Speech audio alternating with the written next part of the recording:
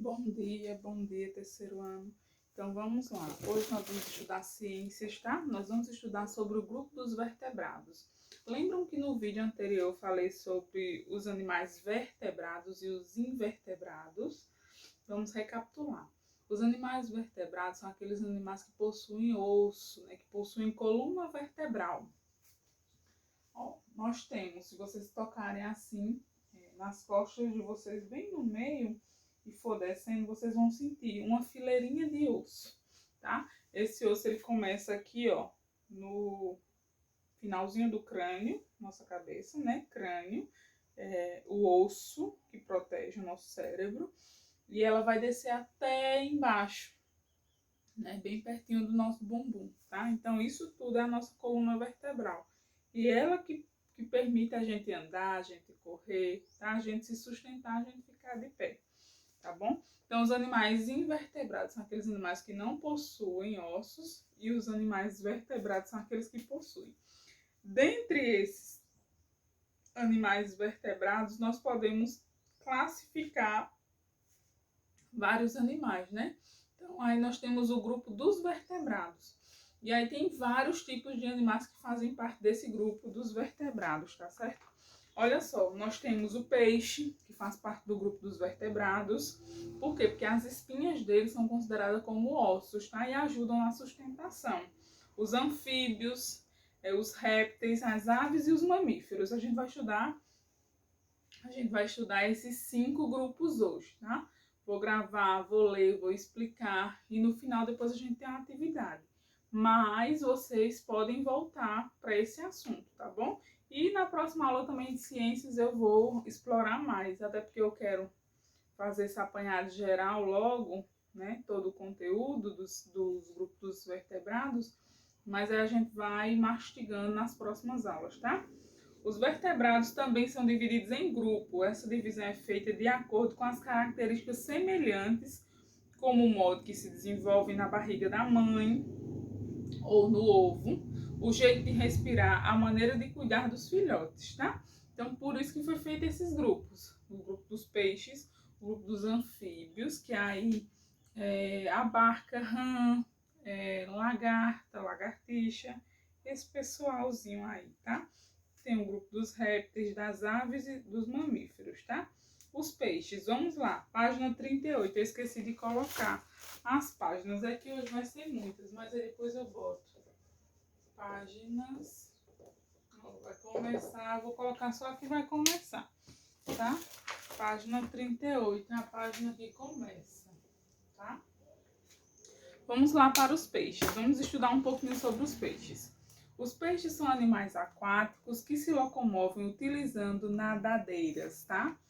A respiração dos peixes é feita pelas brânquias. Na cabeça dele não tem uma parte que abre, né? Ali dentro tem umas rodelinhas assim, todas como se fossem fileirinhas, né? Ali são as brânquias. Acho que vocês já viram alguém abrindo, limpando um peixe pescado, né? Tá? Então a respiração deles é feita pelas brânquias, que absorve o oxigênio dissolvido na água.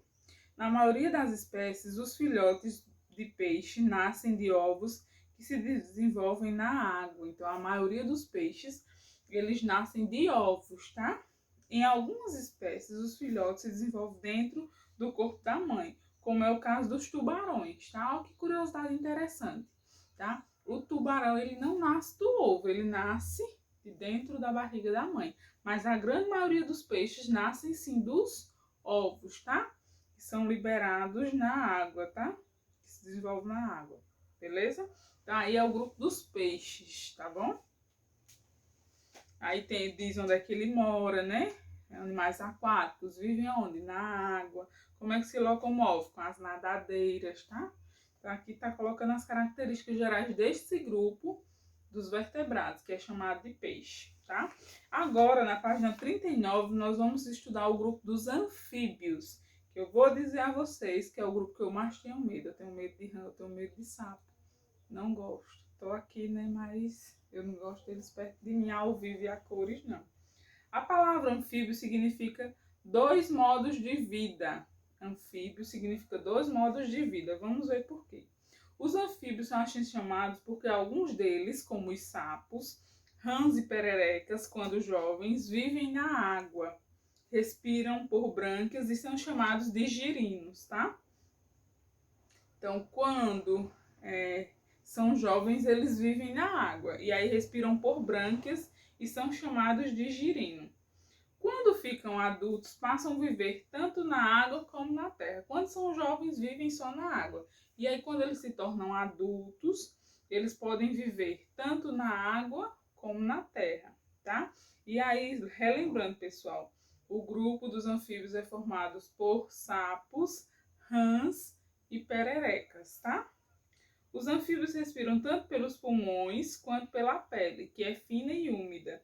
Eles botam ovos na água ou próximos dela, tá? Então, a forma que eles nascem não é da barriga da mãe, é através dos ovos, que eles tanto podem colocar diretamente na água ou próximo da água, tá certo?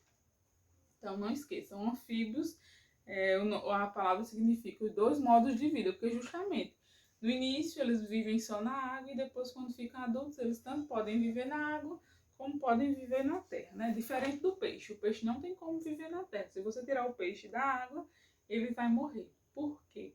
Porque ele vai ficar sem respirar. O oxigênio que ele respira, ele tira diretamente da água, tá? Ele não respira como nós, pelos pulmões. Eles respiram pelas brânquias, tá? Vamos estudar agora os répteis, tá? Vamos lá, página 40. Olha esses outros bichinhos. Daqui o que eu tenho mais medo é a cobra dos répteis. Não sei quais são os medos de vocês. Ó, página 40. Répteis. A palavra réptil significa rastejar. Os répteis rastejam, ou seja, arrastam o corpo quando se locomovem. Então, a característica dos répteis é se rastejar, tá? Os répteis têm o corpo coberto por uma pele seca, formada por escamas, placas ou carapaças, cascos, tá? Todos os répteis respiram por pulmões e a maioria vive em ambientes terrestres. Poucas espécies de répteis vivem em ambiente aquático. Tá? Aqui um detalhe bem interessante. A maioria dos répteis eles vivem na terra, nos ambientes terrestres. E poucas espécies vivem em ambiente aquático, tá? Depois, muitos répteis botam ovos, dos quais saem os filhotes. Em algumas espécies de répteis, o filhote se desenvolve dentro do corpo da mãe, mas a maioria é através de ovos, tá? E aqui nós temos uma serpente, que é uma cascavel, né? Primeira imagem, depois o jacaré. Vão observando o corpo, tá? O corpo da cascavel, o corpo do jacaré tem mais ou menos, né, uma semelhança, assim, são muito parecidos, né? Nós temos um iguana, um lagarto. O corpo da cascavel é coberto por escamas. O corpo do jacaré é coberto por escamas e placas. O corpo da iguana é coberto por escamas e o corpo do jabuti, né, aqui parece uma tartaruga, é coberto por um casco, né? Um casco bem grande, que é a casa da tartaruga. Tá certo, pessoal? Estão conseguindo entender? Se eu estiver lendo rápido, voltem a fazer outra leitura. Peça para alguém ler, tentem ler também, tá? Página 41. Nós vamos estudar agora as aves. Olha só, a gente já estudou deixa eu relembrar, os peixes, os anfíbios, os répteis. Agora a gente vai estudar as aves e falta os mamíferos, tá? As aves. As aves têm penas, asas e bico. Na maioria delas, as asas permitem o voo. Elas se alimentam utilizando o bico e os pés. As aves têm penas, asas e bico. Na maioria delas, as asas permitem o voo. Elas se alimentam utilizando o bico e os pés. Você já notou que existem vários formatos de bico diferentes? Dependendo da espécie de ave, cada formato de bico está relacionado ao tipo de alimento que as aves comem. Então, são uma infinidade de aves, mas dependendo do tipo de ave, eles vão ter bicos diferentes, porque eles vão se alimentar de coisas diferentes, de animais diferentes, tá bom? Todas as aves respiram por pulmões e botam ovos, tá? Todas as aves. Olhem só o bico do gavião, da águia, o bico do pato, o bico do beija-flor e o bico do tucano. É interessante, né? Porque olha a finura do bico do beija-flor. Imagine se o beija-flor tivesse o bico do tucano. Não ia ter como ele se alimentar aí do néctar das flores, né? E o tucano tivesse o bico do beija-flor, não iria conseguir se alimentar. Porque esse bico do tucano serve justamente para ele quebrar, né, os seus alimentos que tem a casca dura, tá certo? O bico da águia, ele é cortante, ele é pontudo, né, para ajudar justamente ele a comer as suas presas, tá? E o do pato é redondinho, que ele se alimenta de coisas mais mole, então não precisa ter um bico maior, nem bicudo, né, essas coisas, tá? Então a curiosidade aí, o bico da ave, ele vai ser de acordo com a alimentação que essa ave faz, tá certo? Interessante, né, pessoal? Como as coisas de Deus são maravilhosas, perfeitas. Vamos para os mamíferos, esses bichinhos fofos aqui, tá? A palavra mamífero, na página 42. A palavra mamífero caracteriza animais que mamam quando filhotes, tá? Há espécies de mamíferos que vivem nos mais variados ambientes, em árvores, na superfície do solo, em tocas subterrâneas, em campos, desertos, lagos, rios, mares. Há também espécies voadoras como o morcego. Então, os mamíferos é a espécie mais diversificada, porque eles não vivem apenas em um ambiente. A gente encontra diferentes tipos de mamíferos em diferentes tipos de ambientes, como ele falou agora, né? Nas tocas subterrâneas, nos campos, nos rios, nos mares, voando também, que no caso é o morcego, tá? E aqui nós temos algumas fotos de alguns mamíferos, olha. Nós temos o macaco, que é um mamífero que vive nas árvores. Nós temos o morcego, que são também mamíferos, e são os únicos mamíferos voadores, tá? Olhem, lembrem aí, os morcegos são os únicos mamíferos voadores, tá? E a palavra mamífero, não esqueçam, vem do significado animais que mamam quando filhotes, tá? Nós somos mamíferos, porque nós mamamos quando filhotes, quando somos bem pequenos, bebezinhos, nós mamamos, tá? Então, os morcegos, eles são os únicos mamíferos voadores. A baleia jubarte, adulta com filhote, tá? Ela também é um mamífero aquático e é o maior animal do planeta, a baleia jubarte. Que legal, pessoal! E pode atingir até 15 metros de comprimento, a baleia jubarte. É muito interessante a gente saber dessas coisas, né? Além disso, a maioria dos mamíferos tem o corpo coberto de pelos, que aí nós temos os ursos e o dromedário, tá? Que é o camelo. Parece com o camelo, não sei bem se é o camelo. E se desenvolve dentro do corpo da mãe, no caso o gato, os gatos, né? E a mulher. A mulher, ela tem a capacidade de gerar, né, dentro do seu corpo. É um mamífero.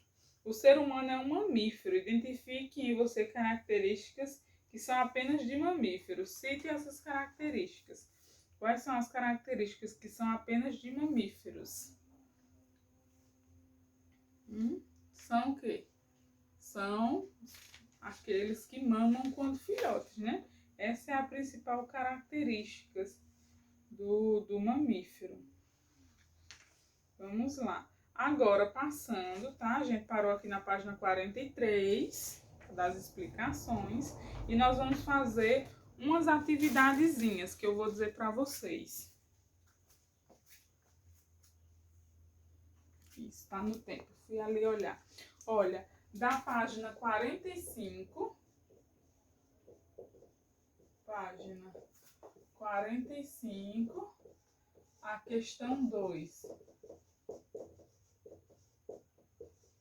Questão 2, tá? Aí passando na página 46, questão 3 e 4.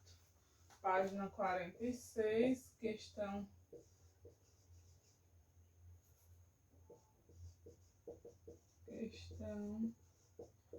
3 e 4, certo?